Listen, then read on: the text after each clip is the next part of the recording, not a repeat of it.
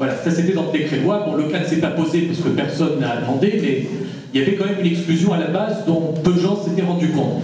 Aujourd'hui, on voit que la commission, la troisième commission, celle qui travaille sur la question des pouvoirs, a décidé, a travaillé sur une position consensuelle qui s'est dégagée pour dire peuvent se présenter aux élections législatives toute personne qui possède la nationalité tunisienne. Point. C'est-à-dire, ça n'exclut plus personne, sans tenir compte de l'origine des parents et sans tenir compte et ça n'exclut plus donc les personnes naturalisées. Très important. Et je peux vous dire qu'au départ, cette position n'est pas évidente. Et ça, c'est le fruit du débat qui a fait que les uns et les autres ont pu se convaincre, ont pu discuter, et on a pu voir ça aussi sur d'autres thèmes. Donc, comme quoi il faut y croire. Pour le président de la République, là, effectivement, on objectera que c'est le premier personnage de l'État. Et que là, il y a quand même un souci pour certains que cette personne ne possède que la nationalité tunisienne à raison de sa fonction. Moi, ce que je vois à l'Assemblée, si c'était moi, je dirais, j'ouvrirais tout aux binationaux. Pour moi, ça ne pose pas de problème, je suis binational aussi, j'ouvrirais tout aux binationaux. Mais aujourd'hui, à l'Assemblée constituante telle qu'elle est, dans sa composition, et vu le vote qu'on a eu la dernière fois sur ce point-là, enfin, sur la petite constitution, je pense qu'il n'y a pas de majorité à l'Assemblée constituante pour voter sur une ouverture totale aux binationaux. Un compromis, donc là, ça nous oblige, comme je disais tout à l'heure, à affirmer notre position de principe de départ, en disant ouverture aux binationaux, et être prêt à négocier après pour arriver à une position consensuelle. J'en vois une qui pourrait être de dire un binational qui veut se présenter à la présidence de la République, eh bien ce binational renonce à sa nationalité étrangère avant le scrutin. Donc ça n'exclut plus personne, mais ça permet justement d'avoir une solution qui pourrait être, je dis bien, qui pourrait être une solution de compromis. J'ai dit quelle était ma position de départ, mais je vois que dans l'Assemblée actuelle, aujourd'hui, à mon avis, il n'y a pas de majorité pour aller dans ce sens-là. Donc voilà, ça serait mieux que rien, plutôt que d'en rester ici et d'exclure les binationaux à jamais de la fonction suprême. Pour ce qui concerne les conventions binationales, bon, je voulais aussi arriver sur un point. Il y a aussi la question, bon, beaucoup de questions qui peuvent se poser sur l'accès à certaines fonctions. Bon, effectivement, là, la loi tunisienne n'exclut pas et il faut faire attention justement qu'il n'y ait pas de recul. Parce que la loi est ce qu'elle est aujourd'hui, mais on n'est pas à l'abri d'un recul ou d'assaut de sursaut nationaliste sur un point ou sur un autre. Et là aussi, on sera garant justement de permettre à tout le monde de pouvoir accéder à toute fonction. Merci. Voilà, on continue de faire tourner la parole à Nadia, ensuite la parole au public. En fait, Selim a bien résumé la situation, mais bon, personnellement, j'ai été attaquée sur ces bases-là. Comme vice-présidente de l'Assemblée, on m'a bien descendue jusqu'à présent parce que j'ai la binationalité. Je suis à la fois tunisienne et française et à ma grande surprise, ce n'est pas les gens qui devaient, disons, être source de cette attaque-là, m'ont attaqué. D'ailleurs, il y en a même qui sont eux-mêmes binationaux. Ils m'ont dit, mais qu'est-ce qu'elle fait là? Elle ferait bien de rentrer d'où elle est venue. Donc, la question n'est pas seulement question de loi, mais c'est une question de mentalité. Et c'est pour ça, moi j'ai l'impression, quand je parle à l'intérieur de l'Assemblée ou dans les réunions comme ça, qu'on a encore l'idée que le Tunisien qui vit à l'étranger, c'est le Tunisien, disons, qui, en quelque sorte, a pris ses distances avec tout ce qu'il y a en Tunisie, mais il se rappelle un peu de son soleil et il voulait bien se rappeler qu'il a aussi des sous quand il vient l'été. Donc pour nous, je pense qu'il y a aussi tout un travail pour convaincre, un travail pour rendre visible les Tunisiens à l'étranger. J'étais bien sûr tout à fait d'accord pour la motion qu'on vote le droit de traduire. Il faut traduire les travaux de la plénière, mais aussi les travaux des commissions. Bon, maintenant, je fais le suivi de cette motion-là avec Karima Sweet, qui, elle, représente aussi les Tunisiens en France et qui est chargée de l'information et de la communication au bureau de la santé, de la présidence de l'Assemblée. Et la plus grande difficulté, c'est de trouver les cadres disponibles pour faire ce travail, mais on s'y attelle. Et d'ailleurs, moi-même, j'étais parfois obligée, vu que je suis traductrice de métier, de traduire certains textes pour les mettre à disposition des uns ou des autres. Ce qui j'ai soumis aussi, parce que je ne suis pas membre d'une commission, comme je suis vice-présidente, mais je suis de près l'évolution des questions. j'ai soumis la question justement de la nationalité du président de la République à quelques experts, comme professeur Belaïd, comme professeur Achour, et leur réponse allait dans le sens du résultat de l'Assemblée, du vote de l'Assemblée. C'est que la nationalité, exiger la nationalité tunisienne uniquement pour la haute magistrature, la présidence, pour eux c'est une question de l'intérêt du pays, c'est une question de la représentation du pays, de la dignité même du pays. En tout cas, je tiens à votre disposition, si vous voulez, je peux vous envoyer notamment le texte bien détaillé que j'ai reçu du professeur Belaïd. Donc, on y va, peut-être s'il y a discussion, ça sera si un binational se porte candidat pour les présidentielles, il ou elle va devoir renoncer à sa deuxième nationalité. C'est en discussion, je pense, dans la deuxième commission ou la troisième, oui, la troisième. Oui. Voilà, et à quel moment? Tout ça, je pense, c'est encore en discussion, il n'y a pas de décision finale.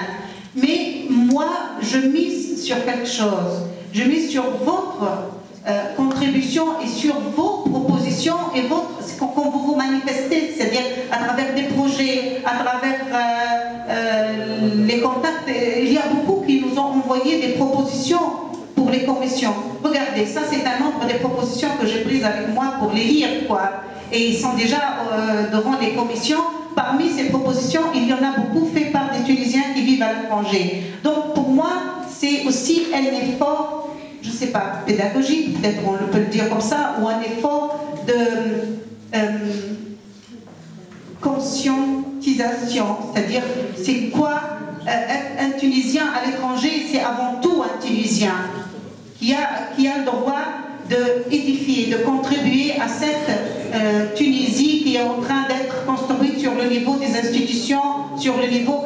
Et ça, c'est quelque chose, je pense, ça doit être fait, pas avec un groupe ou un autre, mais c'est presque transversal dans la société tunisienne. Il faut que l'effort soit fait et c'est aussi notre engagement, nous, comme représentants de Tunisiens qui vivent à l'étranger.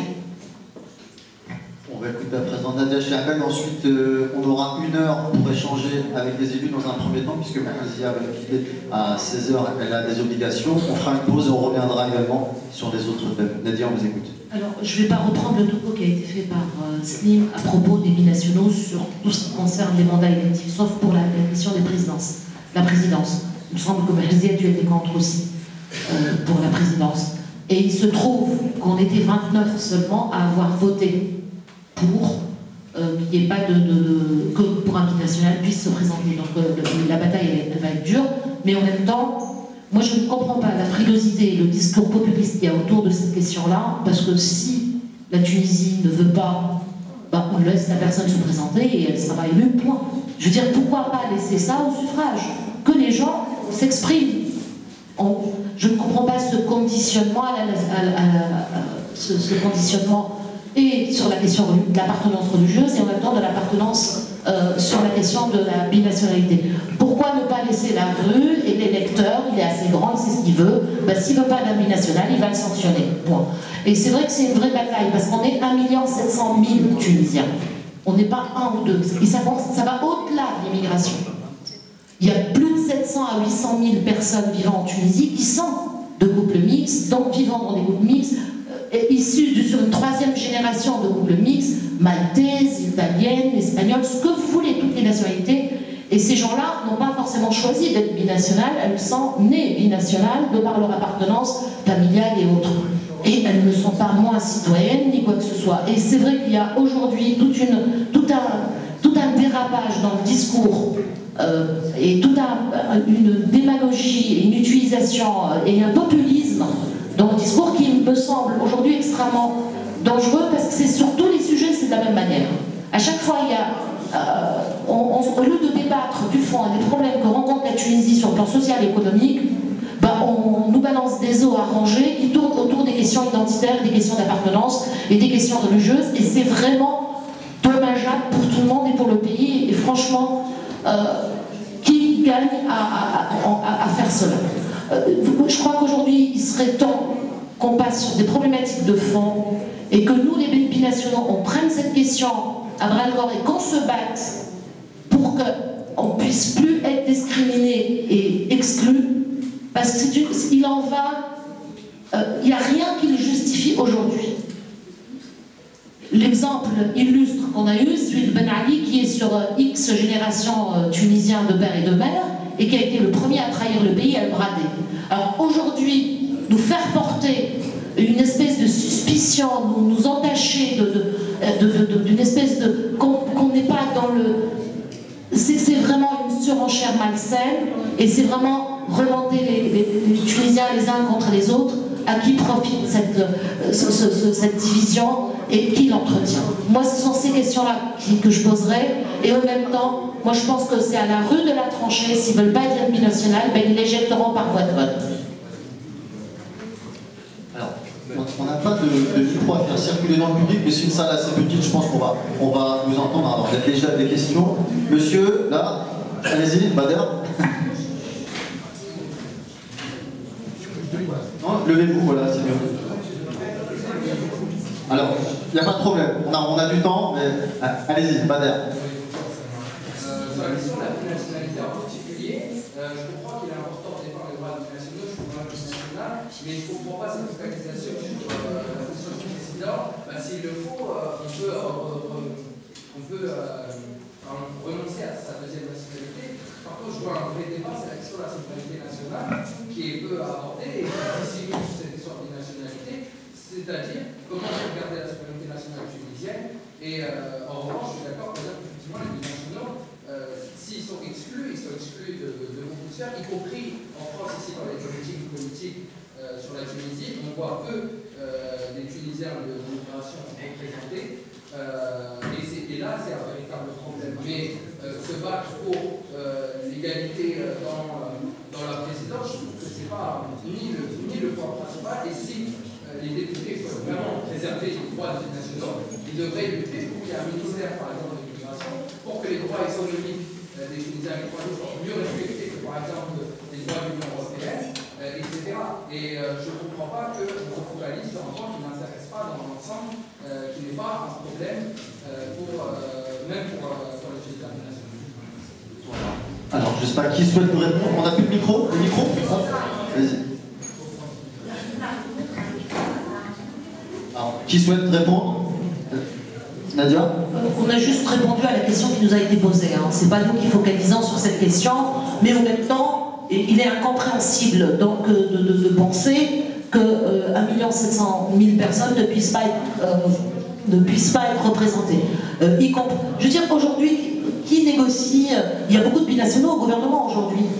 Et en quoi ça touche à la souveraineté de l'État? Et en quoi ça entache? Et en quoi, pourtant, ils engagent le pays sur le plan diplomatique, sur le plan économique, sur un tas de choses. Donc c'est exactement la même chose après, c'est une question de... bien évidemment, on a d'autres batailles au niveau des binationaux qui concernent la mise en place d'une instance consultative qui soit à compétence transversale et qui puisse, où des associatifs, des élus et des Tunisiens d'ici peuvent intervenir dans les décisions et dans les conventions franco-tunisiennes, par exemple, qui sont votées aujourd'hui, et on en connaît les méfaits, puisqu'on en est victime, hein, souvent quand vous voyez comment sont traitées les questions autour des allocations familiales pour les migrants, quand ils laissent leurs enfants là-bas et quand ils les touchent là-bas, sur quelle base, les limitations de retraite et tous les problèmes que ça engendre derrière. Ce sont des questions réelles, et jusqu'à maintenant, le gouvernement tunisien subissait un peu les choix faits par la France et signait ce qu'on lui demandait. Et il n'y avait pas de droit de regard des associations qui, elles, sont sur le terrain et connaissent les vraies problématiques sur ces conventions. Effectivement, on veut être représenté, on veut avoir, et moi en tout cas, dans les instances constitutionnelles, j'ai proposé une instance qui soit, qui ait cette compétence consultative et qui soit en même temps constitutionnalisée, pour qu'un gouvernement ne puisse pas être tenté un jour de dire on n'en a pas besoin, il y a un ministère, ça suffirait. Non, on veut quelque chose d'indépendant, qui puisse, où les associatifs ici et les citoyens vivant ici puissent avoir un droit de regard sur tout ce qui les engage, aussi bien sur les questions sociales, mais également sur les questions économiques, parce qu'il y a beaucoup de